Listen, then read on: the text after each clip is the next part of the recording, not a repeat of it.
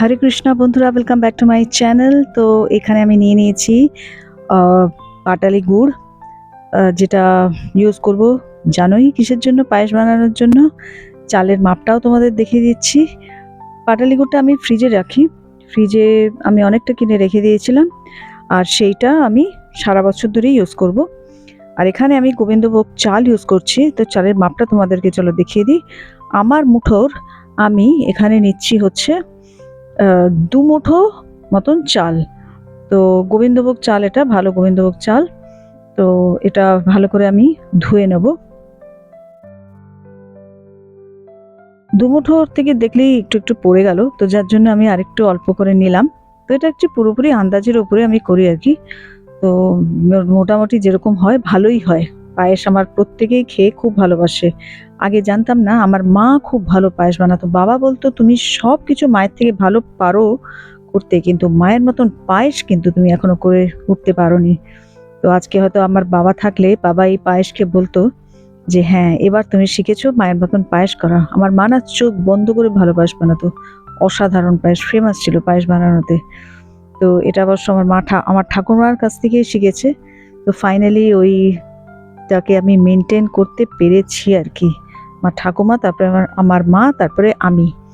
তো গর্ব করছি না, কিন্তু এই আর কি বলছি, ভালো লাগে আর কি এগুলো। মনে হতো যেন বাবা থাকলে বলতো এগুলো নিশ্চয়ই। তো এখানে আমি নিয়ে নিয়েছি, দেখছো, আমুল গোল্ড 1 লিটার দুধের আমি বানাবো। তো 1 লিটার দুধে আমি আমার মুঠোর 2 মুঠো মতন কিংবা 2.5 মুঠো মতন চাল দিই। কিন্তু ওটা না আবার পরে আমি অ্যাডজাস্টও কি করে করি সেটা আমি তোমাদেরকে দেখাবো। তো চলো, আমি এটা আগে ফোটাচ্ছি। দুধটা একটু নাড়তে হবে মাঝে মধ্যে, এতটা নাড়া না যে একেবারে হাতে ব্যথা হয়ে যায়। নাড়তে নাড়তে একটু মাঝে মাঝে ছেড়ে দিতে হবে। আর এইটা কিন্তু অনেকেই জানে পায়েস বানাতে, আমাদের বাঙালিরা পায়েস বানাতে জানে না খুব কমই আছে। আমি বোধহয় একটা ছিলাম যে নাকি ভালো পায়েস বানাতে পারতাম না। বাঙালিরা প্রত্যেকে কিন্তু ভালো পায়েস বানাতে পারে। আমি কিভাবে করি সেটা শেখাচ্ছি। আর যারা সত্যি নতুন বিয়ে হয়েছে বা জানে না এখনো সেরকমভাবে ভালো পায়েস বানাতে, তাদের জন্যই আমি দেখাচ্ছি এটা। তো এইভাবে দুধটাকে নাড়িয়ে নাড়িয়ে দেখো ফুটে উঠেছে। তো এই ফুল ক্রিম যে কোনো মিল্ক নিলেই হবে। আমুল গোল্ড আমি নিয়েছি বলে যে আমুল গোল্ডই তোমাদের নিতে হবে এরকম কোনো ব্যাপার নেই। যে কোনো ফুল ক্রিম মিল্ক নিতে হবে, যাতে ক্রিমটা পুরোপুরি পাওয়া যায়। আর যত ক্রিম পাওয়া যাবে জানোই পায়েসের টেস্টও তত ভালো হবে। তো এটাকে সমানে একটা হচ্ছে টিপস বলি এর মধ্যে, তোমাদেরকে না সাইডটা স্ক্রেপিং করে করে নাড়াচাড়া করতে হবে, সাইডটা আর তলাটা। এই যে যত মালাই জমছে না সাইডে, এইটা স্ক্রেপ করে করে, এ দেখো এখানে মালাই জমছে যেগুলো, যত দুধ ফোটাবে তত মালাইটা ঘন হবে। ওইগুলোকে না স্ক্রেপ করে করে সাইডটা একবার পরিষ্কার করে দিতে হবে, আর তলাটাও পরিষ্কার করে দুধের মধ্যে মিলিয়ে মিলিয়ে দিতে হবে। তো এইটা একটা কিন্তু খুব বড় জিনিস পায়েস বানানোর জন্য। তো টিপ নাম্বার 1 তোমাদেরকে বলে দিলাম, স্ক্রেপিং। তো এইটাই করে যেতে হবে। আর এখানে আমি ভিজিয়ে নিচ্ছি হচ্ছে কিছু ক্যাশিউ আর কিশমিশ। তো কাজু আর কিশমিশ ভিজিয়ে ভিজিয়ে নিয়েছি। কিছুক্ষণ ভিজিয়ে রাখলেই হবে, আগে থেকে ভিজিয়ে রাখলে আরও নরম হবে। আর এই স্টেজে আমি দিয়ে দিচ্ছি, দুধটা একটু কমে এসছে, এই স্টেজে আমি দিয়ে দিচ্ছি হচ্ছে 1 পিঞ্চ মতন এলাচির গুঁড়ো।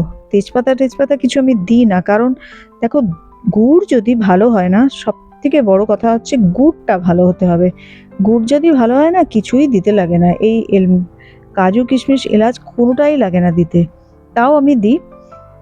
এখানে আমরা থাকি তো এখানকার লোকেরা এরকম ভালোবাসে খেতে, তো যার জন্য আমি কাজু কিশমিশটাও দিই। তো এখানে এখনো আমি দুধটা ঘন করে যাচ্ছি। বেশ কিছুটা একটু কমে আসলে এবার হচ্ছে আমি তারপরে স্টেজ তোমাদের দেখাচ্ছি। আর এখনই আমি দিয়ে দিয়েছি এর মধ্যে কাজু কিশমিশ, যেটা ভিজিয়ে রেখেছিলাম ভেঙে ভেঙে। কাজুটা এত বড় বড় কাজু করলে ভালো লাগে না। স্প্যাচুলা রাখার জন্য রেখো, তাহলে কি হয়, প্ল্যাটফর্ম নষ্ট হয় না। এইভাবে দেখো এবার চালটা আমি পুরো দিয়ে দিলাম। চাল কিন্তু দিলে সঙ্গে সঙ্গে নাড়াতে শুরু করতে হবে, নাহলে না চালগুলো ডেলা পাকিয়ে যায়।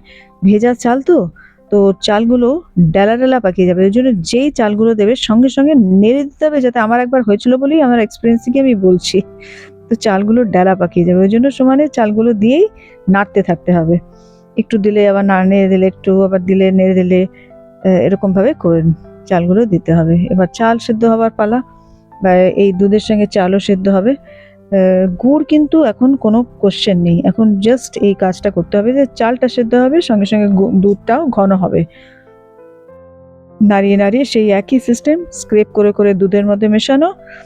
অনেকে কি করে না, চালটা না একটু মুছে নেয় ভালো করে, একটা কাপড়ে পরিষ্কার কাপড়ে না চালটা মুছে নিয়ে ওর মধ্যে একটু ঘি অ্যাড করে ফ্লেভারের জন্য। কিন্তু আমার ওইটাই কথা যে গুড় যদি ভালো হয় কোনো কিছুই লাগে না করতে। আমি একবার করেছিলাম, ঘিটা একটু অল্প একটু ঘি দিয়ে না চালটা একটু মাখিয়ে নেয়, চালটা না ধুয়ে। চালটা ধুলে কিন্তু ঘি মাখানো যাবে না, চালটা না ধুয়ে ঘিটা মাখিয়ে নেয় অনেকেই আছে, সেটারও দরকার নেই। চাইলে করো, না চাইলে নয়। এ দেখো ফুটছে ভালো মতন, গ্যাসটার ফ্লেমটা সমানে বাড়ানো কমানো বাড়ানো কমানো এরকম করি। কমানো মানে মিডিয়াম ফ্লেমে রাখতে হবে, আবার কখনো একটু হাই ফ্লেমে করতে, মানে দুধ যাতে না ঠান্ডা হতে শুরু করে। মানে যদি খুব কম ফ্লেমে করো না তাহলে কিন্তু দুধ ঠান্ডা হতে শুরু করবে, ওটা দরকার নেই, ওটা করো না। তো এই হচ্ছে দেখো আমার পায়েসটা বেশ ঘন হয়ে এসছে, দেখেছো? কিন্তু আর এটাও জানো যে পায়েস যত ঠান্ডা হবে তত ঘন হবে। তো তোমরা কতটা ঘন চাও তার উপরে অনেক কিছু ডিপেন্ড করছে। আমার পায়েসটা বেশ ঘন হয়ে গেছে, তার মানে দুধ কম চাল বেশি মনে হচ্ছে এখন, কিন্তু তারও আমি তোমাদেরকে বলবো একটু সবুর করতে হবে তার জন্য। তো এখনো আমি নাড়াচাড়া করছি কারণ আমার এখনো চাল একটু সেদ্ধ হওয়া বাকি আছে।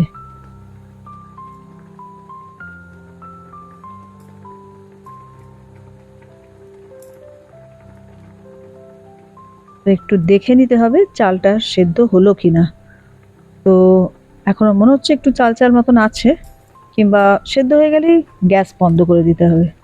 তো ভাবছো গুড়টা কখন দেবে? গুড়টা কিন্তু এখন না। এবার যদি তুমি ফুটন্ত অবস্থায়, মানে দুধ ফুটছে তার মধ্যে তুমি যদি গুড় দিয়ে দাও, গুড় কিন্তু কেটে যেতে পারে। এটা গুড়ের দোষ না, এটা হচ্ছে এরকম হতেই পারে। এই জন্য পায়েসটা করে কিছুক্ষণ টেম্পারেচারটাকে লো করে নিতে হবে ওটার। এবার দেখো আমি কিন্তু 15-20 মিনিট পরে এটা ঢাকাটা খুললাম, এই দেখো কতটা ঘন হয়ে গেছে। এবার আমি গুড়টা দেব। গুড়টা দিতে দিতে আমি তার মধ্যে আবার দুধ অ্যাড করছি, কারণ বেশ ঘন হয়ে গেছে, এটা আরও টানবে দুধটা।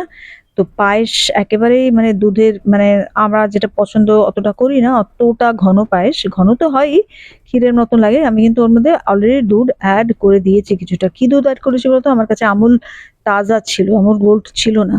তো এই জায়গাতে আমুল তাজা অ্যাড করলেও হয়, কিংবা যদি আমুল গোল্ড থাকে তো ভালোই, আবার যদি ক্রিম মিল্ক থাকে ফ্রেশ, মানে ফুল ক্রিম মিল্ক থাকে, আদারওয়াইজ এখানে আমুল গোল্ড অ্যাড করলেও চলে, মানে আমুল তাজা অ্যাড করলেও চলে, ফুল ক্রিমের দরকার নেই। টোন্ড মিল্ক অ্যাড করলেও চলে, কিন্তু পুরো পায়েসটা যদি টোন্ড মিল্কের করো তাহলে কিন্তু এই টেস্টটা আসবে না। এবার গুড় কতটা অ্যাড করবে? গুড় ততটাই অ্যাড করবে যতটা তোমার এই লালচে ভাবটা আসে, যতটা লালচে ভাব আসবে ততটাই গুড় অ্যাড করবে। এখানে আবার আমি বানিয়ে নিচ্ছি একটু চাটনি আমের, একদম পুরো খোসা শুদ্ধ আমের। তো এই দুটো জিনিস কিন্তু একটা খাবারকে জমিয়ে দেয়, বলো? আগেকার দিনে তো আমরা যখন কাউকে ডাকতাম তখন তো পায়েস আর চাটনি মাস্ট শেষ পাতে বাঙালিদের। তো আমার পায়েস আমি আবার বসিয়েছি, কারণ এক্সট্রা পরে দুধ অ্যাড করলাম, তো সেটাকে ফোটা পর্যন্ত আমি এটা করব। আর পায়েসটা হয়েছিল কিন্তু খেতে দারুণ অ্যাজ অলওয়েজ। আর এখন মাতাজিকেও পাঠিয়েছিলাম আমি, মানে দিয়ে এসেছিলাম দিয়ে, তো উনি আমার পায়েস খেতে খুব ভালোবাসেন। উনি লিখে পাঠিয়েছেন যে মাতাজি কী সুন্দর হয়েছে খেতে, পায়েসটা খুব ভালো লেগেছে ওনারও। তো এই হলো আমার আজকের ইভিনিংয়ের রান্না, পায়েস আর চাটনি। আমরা রুটি দিয়ে খেয়েছি, দারুণ লেগেছে। তো তোমাদের কীরকম লাগলো জানিও বন্ধুরা, সুবিধা কি হলো এই রেসিপিটা দেওয়াতে তোমাদের? আমাকে প্লিজ জানিও। ভালো থেকো সবাই, সবাইকে ভালো রেখো। আর ভালো লাগলে please like share comment and subscribe করো আমার চ্যানেল। হরে কৃষ্ণ।